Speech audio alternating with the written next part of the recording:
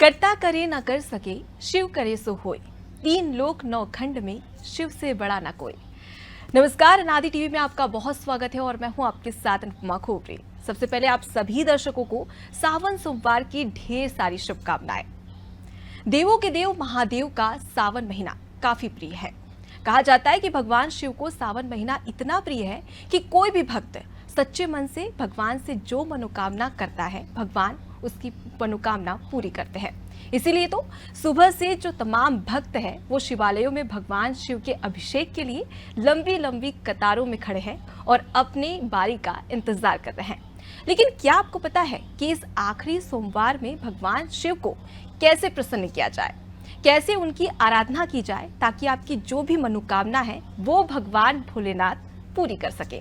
आज इसी का जवाब देने के लिए और इसी का जवाब लेने के लिए हमारे साथ में मौजूद है पंडित अरविंद तिवारी। पंडित जी, आपका बहुत स्वागत है अनादि टीवी में। जी नमस्कार। और जो भी दर्शक हमारे इस चैनल को विभिन्न प्लेटफॉर्म पे देख पा रहे हैं उन सभी को श्रावण के अंतिम सोमवार की बहुत बहुत शुभकामनाएं। और सबसे पहले आपको भी अनादि टीवी की ओर से पंडित जी ढेर सारी सावन सोमवार की शुभकामनाएं। सबसे पहले तो मैं आपसे यही जानना चाहूंगी कि सावन सोमवार हर कोई इसका व्रत रखता है और तमाम मनोकामनाएं भगवान शिव से करता है, लेकिन इसके पीछे की जो पौराणिक कथा है वो क्या है? बिल्कुल, देखिए, श्रावण मास का प्रारंभ श्रवण नक्षत्र से होता है और उसका समापन भी श्रवण नक्षत्र से होता है। यही श्रावण मास की सबसे बड़ी खूबी है। श्रावण जो कि श्रवण से आया है। श्रवण का अर्थ होता है सुनना, अर्थात आप जितना श्रवण करेंगे, जितना सुनेंगे, उतना ही आपके जीवन में आनंद की अनुभूति प्राप्त होगी। श्रवण करना यानी मनन करना, एक प्रकार से आपको अपना आत्मचिंतन भी करना है। आप अपने जीवन में क्या पाना चाहते हैं, क्या आपके जीवन का लक्ष्य है, क्या आपके जीवन का उद्देश्य है। इस लक्ष्य को पूरा करने के देव जो इस पृथ्वी के देवता हैं, इसी भूमंडल यानी पृथ्वी पर ही जिनका निवास है, यानी जो कि कैलाश पर्वत पर निवास करते हैं, ऐसे भगवान देवादिदेव यानी महादेव का ये पावन पर्व है, पावन महीना है। और इस पावन महीने का ये अंतिम सोमवार है जिसमें आपको भगवान शिव को मना लेना है, भगवान शिव को प्रसन्न कर लेना है। श्रावण मास कैसे श्रावण मास के रूप में आया, इसकी कथा अपने आप में बहुत ही विश्वसनीय, अविश्वसनीय और एक प्रकार से प्रेरणा करने लायक है। अर्थात तात्पर्य यह है कि जब इस ब्रह्मांड में किसी भी देव, चाहे वो देव दानव, महादेवों को छोड़ दो आप, यानी ब्रह्मा विष्णु महेश और बाकी बड़े देवों को छोड़ दो, बाकी देव और जितने भी लोग थे उनकी आयु का कोई निर्धारण नहीं था। कभी भी वो जन्म लेने के बाद मृत्यु को प्राप्त हो जाते थे, अर्थात उनको भी एक प्रकार से अमृत की आवश्यकता थी। उस अमृत को पाने के लिए हमारे इस ब्रह्मांड में देव और दानवों के बीच में एक प्रकार का समझौता हुआ और उस समझौते में ये निर्धारित हुआ कि समुद्र मंथन से जब अमृत निकलेगा तो उस अमृत का बराबर भागों में बांटा जाएगा, यानी देव और दानव दोनों ही उसका सेवन करेंगे। लेकिन जब अमृत मंथन शुरुआत हुई तो अमृत मंथन से पहले विष निकला, इस ब्रह्मांड का सबसे बड़ा विष। जैसे आपने आज से लगभग 2 से 2.5 साल पहले तक देखा, इस ब्रह्मांड में कोरोना रूपी विषाणु प्राप्त हो गया था और जिसके चलते पूरा ब्रह्मांड तड़प रहा था। ठीक उसी समय भी कोरोना जैसा ही विषाणु यानी हलाहल विष निकला। अब उस हलाहल विष से पूरा ब्रह्मांड डर गया। सारे लोग दौड़ के कैलाश पर्वत पे भगवान शिव के पास पहुँचे कि प्रभु अब आप ही इसका हल निकालिए, क्योंकि आप ही इस ब्रह्मांड के वो देवता हैं जो कि इस ब्रह्मांड में कुछ भी होगा सब कुछ आपके द्वारा निर्धारित है। भगवान शिव तो भोलेनाथ हैं। उन्होंने कहा ठीक है भाई, मैं इस विष को प्राप्त करता हूँ। उन्होंने उस विष को यानी हलाहल विष को अपने गले में प्राप्त किया, रखा, इसलिए उनका गला नीला हो गया, इसलिए वो नीलकंठ कहलाए। भगवान शिव ने जब विषपान किया तो मूर्छा आ गई। मूर्छा आने के बाद उनके शरीर का ताप यानी ज्वर बढ़ गया। माता पार्वती जो कि विश्व की सबसे बड़ी डॉक्टर हैं यानी औषधि ज्ञान रखने वाली देवी हैं, उन्होंने तुरंत 5 चीज़ें, कौन कौन सी चीज़ें? बिल्व पत्र, शमी का पत्र, अकौआ का फूल, अकौआ का पुष्प, धतूरे का गटा और भांग, इनसे मिलाकर एक औषधि बनाई और भगवान शिव को उस औषधि का पान कराया, जिससे भगवान शिव का जो ताप है वो खत्म हुआ। गरल यानी विष का जो ताप था, विष के कारण उनको जो परेशानी थी, उससे उनकी हल्की सी जो मूर्छा थी वो भी दूर हुई। लेकिन इसके बावजूद भी उनके शरीर का ताप समाप्त नहीं हो रहा था। तब उनके सिर पर एक प्रकार से जल से उनका अभिषेक किया गया, जलादि अभिषेक किया गया, जिसके कारण भगवान शिव का ताप समाप्त हुआ। और उस ताप के समाप्त होने के बाद भगवान शिव को आनंद आया। वो दिन कौन सा था? श्रवण नक्षत्र, यानी वहीं श्रावण मास की शुरुआत हो रही थी और पूरे महीने भर भगवान शिव का अभिषेक होता रहा। इसलिए श्रावण मास में श्रवण नक्षत्र में यदि आप भगवान शिव का जलाभिषेक करते हैं, जल से अभिषेक करते हैं, भगवान शिव का ताप दूर होता है, भगवान शिव को आनंद की अनुभूति प्राप्त होती है और इस प्रकार भगवान आपसे अवश्य प्रसन्न होते हैं। जी पंडित जी, हिंदू धर्म में प्रदोष व्रत का काफ़ी ज़्यादा महत्व है और कहा जा रहा है कि इसी सोमवार यानी कि आज के दिन प्रदोष व्रत रखना चाहिए। इससे जो भी मनोकामनाएं होती है वो पूरी होती हैं। तो सबसे पहले मैं चाहूँगी हमारे दर्शकों को बताइए कि आखिर प्रदोष व्रत क्या होता है और किस प्रकार से सावन सोमवार यानी कि आज के दिन प्रदोष व्रत रखा जा सकता है और इसकी क्या विधि है। बिल्कुल, देखिए, प्रदोष का तात्पर्य होता है कि हमारे पूर्व जन्म के जितने भी दोष होते हैं जी, उनका समापन कैसे किया जा सकता है। देखिए, हमारे कई जन्म होते हैं, मनुष्य योनि में आपका जन्म हुआ है तो कई जन्मों से आप लगातार चले आ रहे हो। पिछले जन्म में कुछ बेहतर काम किया होता है तो इस जन्म में आपको कुछ शुभ परिणाम जरूर प्राप्त होता है। यदि पिछले जन्म में आपने कुछ अच्छा नहीं किया तो इस जन्म में लगातार आप परेशान बने हुए, और आपके जीवन में परेशानी यदि लगातार बनी हुई है तो आप ये मानकर चलिए कि आपको अपने जीवन की परेशानी को दूर करने के लिए प्रदोष का व्रत जरूर करना पड़ेगा। प्रदोष का तात्पर्य होता है द्वादशी और त्रयोदशी के बीच का जो समय काल कहलाता है उसको प्रदोष कहा जाता है। तो प्रदोष भगवान शिव को बेहद पसंद है, तो आप प्रदोष का व्रत करें। और सोमवार के दिन प्रदोष अपने आप में बहुत बड़ी बात है। प्रदोष काल में आपको भगवान शिव की पूजा अर्चना करनी है, लेकिन सुबह प्रातः काल से ही भगवान शिव के निमित्त आपको इस बात का पालन करना है कि आज पूरे दिन भर आपको ब्रह्मचर्य का पालन करना है। ब्रह्मचर्य का पालन करें, भगवान शिव की पंचोपचार से पूजा अर्चना करें, अर्थात दूध, दही, घी, शहद और शक्कर के साथ। तो इसकी पूजा करें। और भगवान शिव को जो सबसे ज़्यादा पसंद है, धतूरे का गटा, बिल्व पत्र, धतूरे का पुष्प, भांग और शमी का पत्र, ये सारी चीज़ों की आप व्यवस्था कर लें। भगवान शिव को आप एक थाली ले लें। थाली कोई भी हो सकती है, स्टील की, तांबे की, चांदी की, सोने की, कांसे की, जो आपके घर में थाली हो उसमें भगवान शिव को बिठाइए। शिवलिंग के स्वरूप में बिठाइए। उनके सम्मुख नंदी को जरूर बिठाइए। नंदी उनके सामने बैठते हैं तो भगवान शिव बेहद प्रसन्न होते हैं। यदि आप माता पार्वती, भगवान गणेश और भगवान कार्तिकेय को साथ में बिठा के शिव परिवार के साथ अभिषेक करते हैं तो भगवान शिव बेहद प्रसन्न होते हैं। अभिषेक करिए दूध, दही, घी, शहद और शक्कर के साथ, तदुपरांत शुद्ध जल के साथ। यदि पवित्र जल, नर्मदा जल, गंगा जल, यमुना जल, महानदी का जल, इंद्रावती का जल, जो भी आपको शुद्ध जल, वेत्रवती का जल, बीना नदी का जल, जो भी शुद्ध जल आपको प्राप्त हो, उस जल से भगवान शिव का अभिषेक करें। भगवान शिव का अभिषेक करने के बाद भगवान शिव को शुद्ध जल से स्नान कराकर उनको साफ वस्त्र यानी श्वेत वस्त्र के ऊपर आप उनको विराजमान करें। तदुपरांत उनके मस्तक पर त्रिपुंड लगाएं। त्रिपुंड भगवान शिव को बहुत पसंद है। थोड़ी सी भस्म जरूर चढ़ाई जाती है, भगवान शिव को भस्म बहुत पसंद है। अक्षत यानी चावल चढ़ाइए, पुष्प चढ़ाइए, बिल्व पत्र चढ़ाइए। बिल्व पत्र चढ़ाने का मंत्र कुछ इस प्रकार से है, ओम त्रिगुणम त्रिगुणाकारम त्रिनेत्रम तीन जन्म पाप संघार्थम एक बिल्व पत्रम शिवर्पणम। तो इस प्रकार से भगवान शिव के बिल्व पत्र को चढ़ाइए।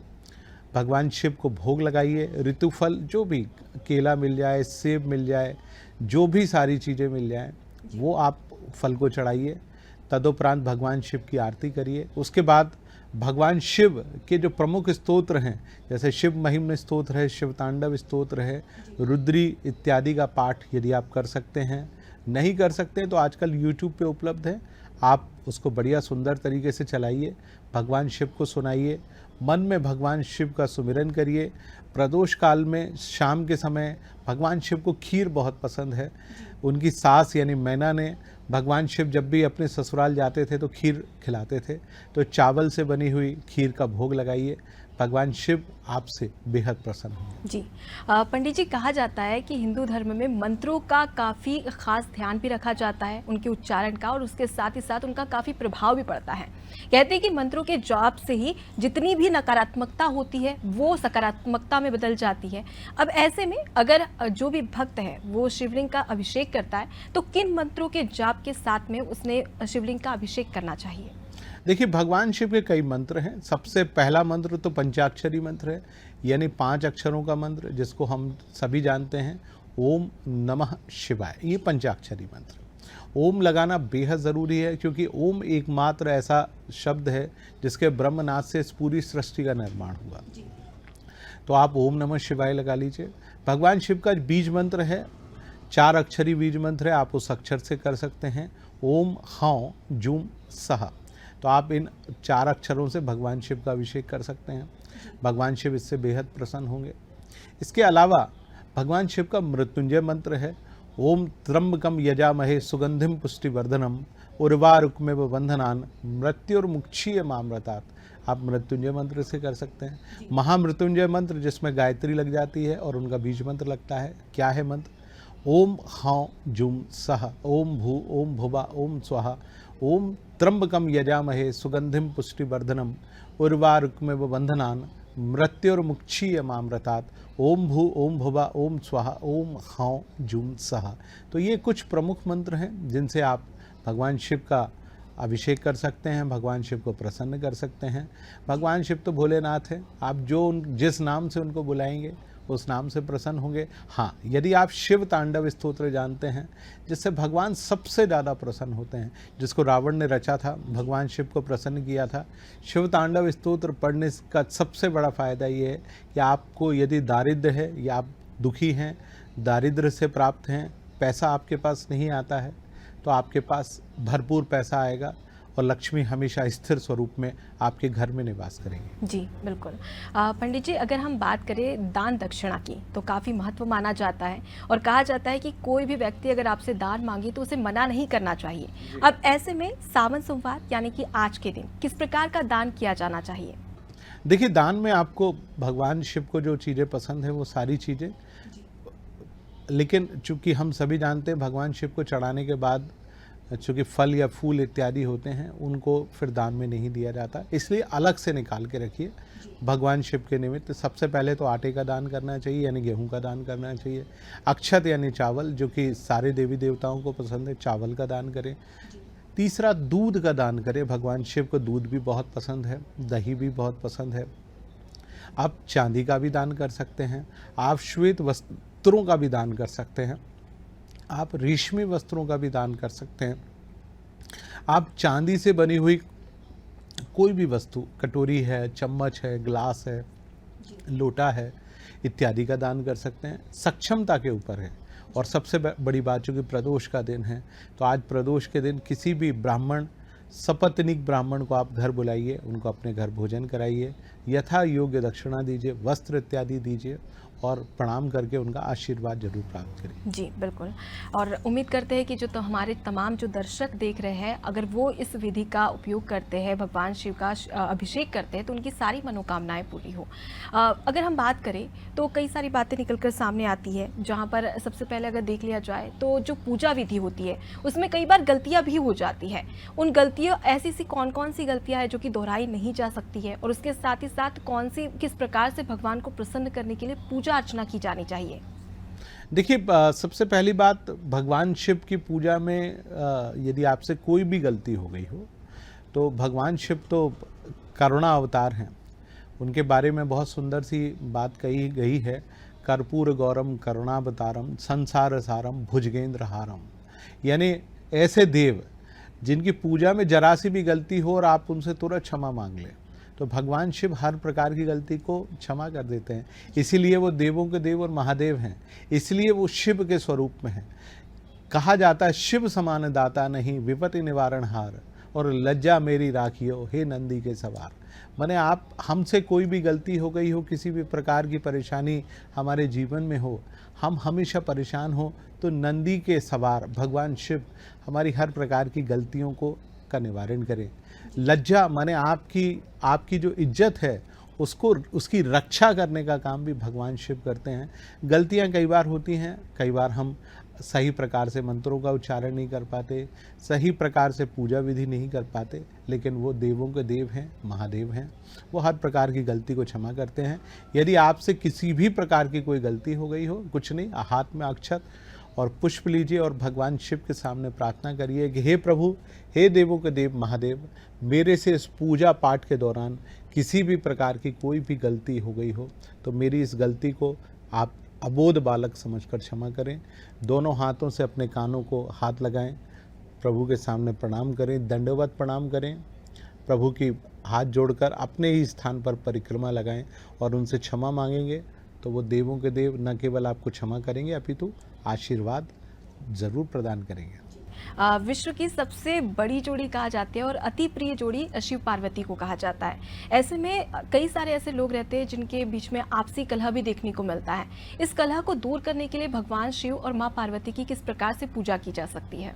बिल्कुल, देखिए, भगवान शिव और माता पार्वती हर सुहागन स्त्री, हर अविवाहित कन्या इस बात की प्रार्थना करती है कि उसको पति के रूप में भगवान शिव जैसा पति मिलना चाहिए, क्योंकि भगवान शिव हमेशा माता पार्वती की उतनी ही इज्जत करते हैं जितना इस संसार में कोई पति किसी पत्नी की नहीं कर सकता। वो हमेशा उन्होंने इतनी इज्जत की कि जब माँ रौद्र अवस्था में थी, काली के स्वरूप में थी, तो वो धरती पर लेट गए और माता का जो चरण था उन्होंने जैसे ही उनके हृदय पर रखा वो एकदम शांत हो गए। तो ऐसे देवादिदेव भगवान शिव से आप यदि अपने सुखी वैवाहिक जीवन का वरदान चाहते हैं तो आज माता पार्वती को आप सुहाग की जितनी भी सामग्रियां हैं, ख़ासतौर से विछुड़ी है, सिंदूर है, बिंदी है, काजल है, आलता है, सुहागन स्त्रियों के जो वस्त्र होते हैं, चुनरी है, वो सारी चीज़ें आज माता पार्वती को चढ़ा दीजिए।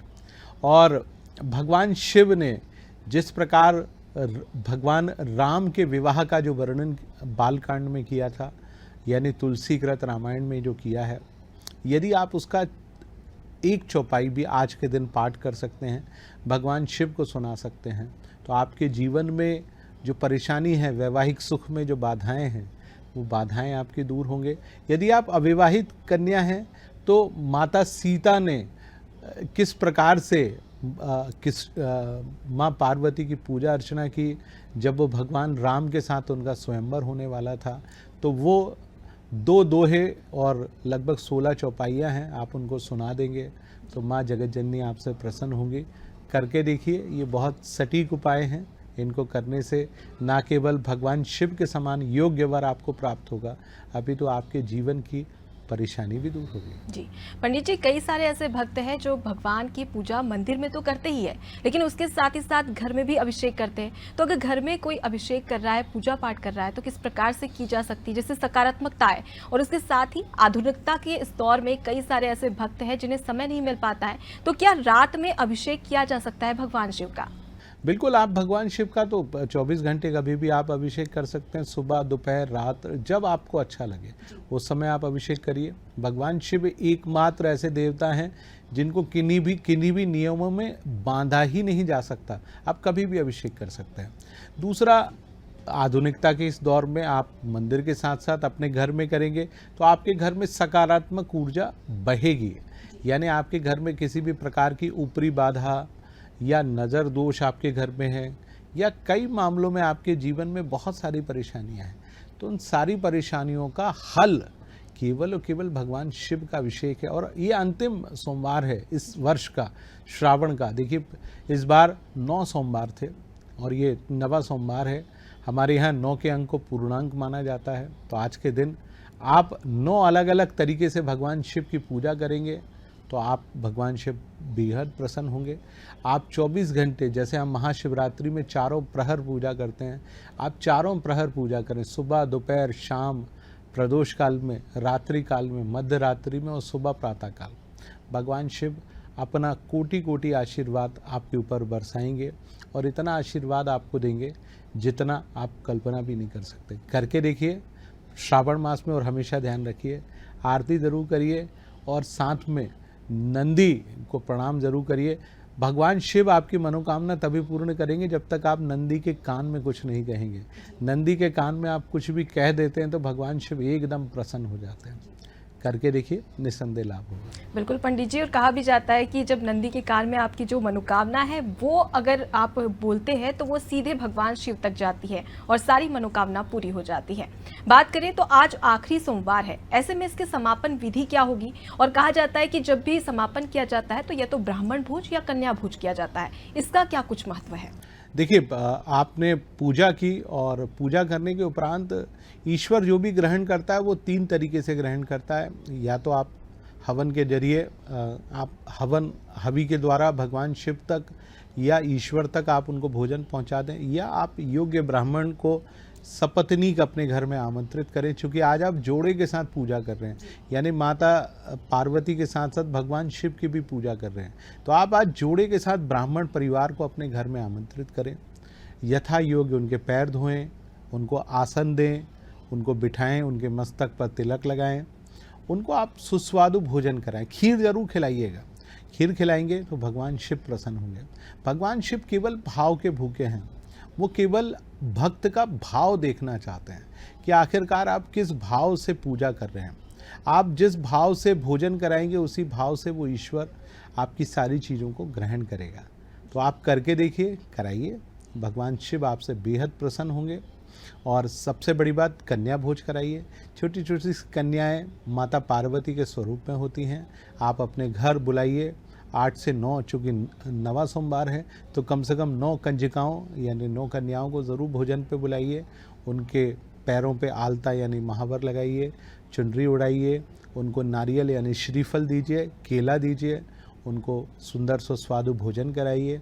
आप कराएंगे तो ईश्वर आपसे प्रसन्न होगा। ईश्वर प्रसन्न होगा तो आपकी मनोकामनाओं को बहुत आसानी से पूरा करेगा। जी पंडित जी, अगर देखा जाए तो कई सारे ऐसे भक्त रहते हैं जिन्हें पुत्र प्राप्ति की इच्छा रहती है लेकिन वो सालों से नहीं हो पाती है।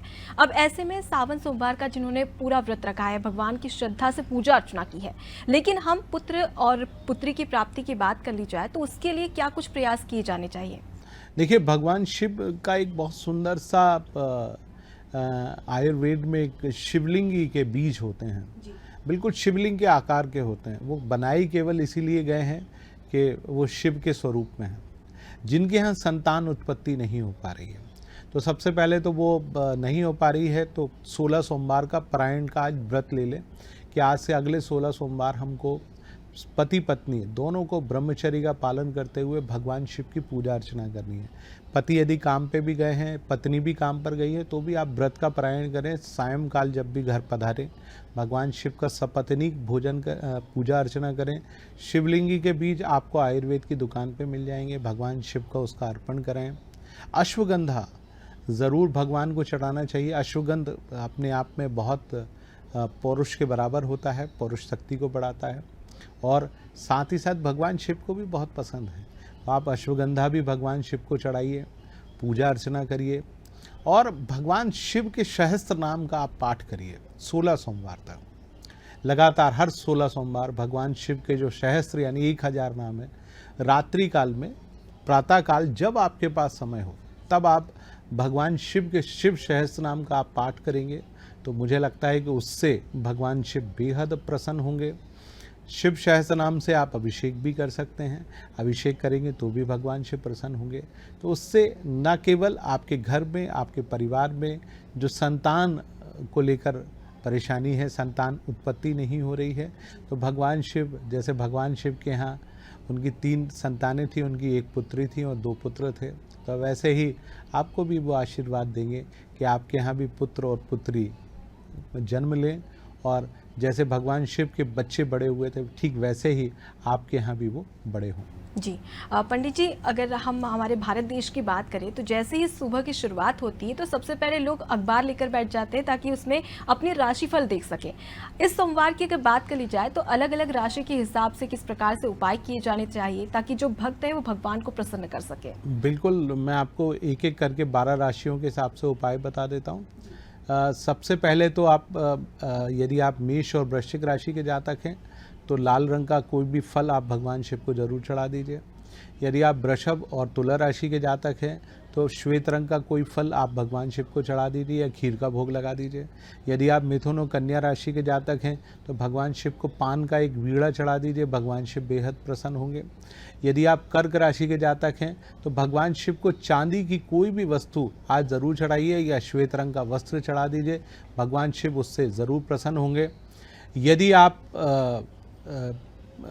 धनु या मीन राशि के जातक हैं तो पीले रंग का कोई भी पुष्प या पीले रंग का कोई फल आप भगवान शिव के ऊपर चढ़ा दीजिए, भगवान शिव आपसे अवश्य प्रसन्न होंगे। इसके अलावा यदि आप कुंभ और मकर राशि के जातक हैं तो थोड़ा सा भांग चढ़ा दीजिए, इससे भगवान अवश्य प्रसन्न होंगे। जी, तो जैसा कि आपने बताया पंडित जी, तो उम्मीद करते हैं कि हमारे जो दर्शक हैं जो अभी इस वक्त हमें टीवी पर देख रहे हैं वो भी यही प्रयास करें और उनकी जो मनोकामनाएं हैं वो भगवान शिव पूरी करें। बहुत बहुत शुक्रिया हमारे साथ में जुड़ने के लिए और हमारे साथ में तमाम जो दर्शक हैं उन्हें ये महत्वपूर्ण जानकारी उपलब्ध कराने के लिए। तो देखिए, ये थे हमारे साथ में अरविंद तिवारी पंडित जी, जिन्होंने तमाम बातें बताई है कि किस प्रकार से सावन सोमवार का विशेष महत्व माना जाता है और इसके साथ ही तमाम जो उपाय भी बताए कि पुत्र प्राप्ति के हिसाब से और साथ ही नकारात्मकता को सकारात्मकता में बदलने के लिए किस प्रकार के अलग अलग प्रयास किए जाने चाहिए। हालांकि कहा जाता है कि भगवान भोले बहुत ज्यादा भोले हैं। आप सीधे भी पूजा करेंगे, सिर्फ जल भी चढ़ा देंगे और उन्हें मन से याद कर लेंगे तब भी आपकी सारी मनोकामनाएं भगवान शिव पूरी कर देंगे। इसी के साथ मैं आपसे इजाजत लेती हूँ। नमस्कार।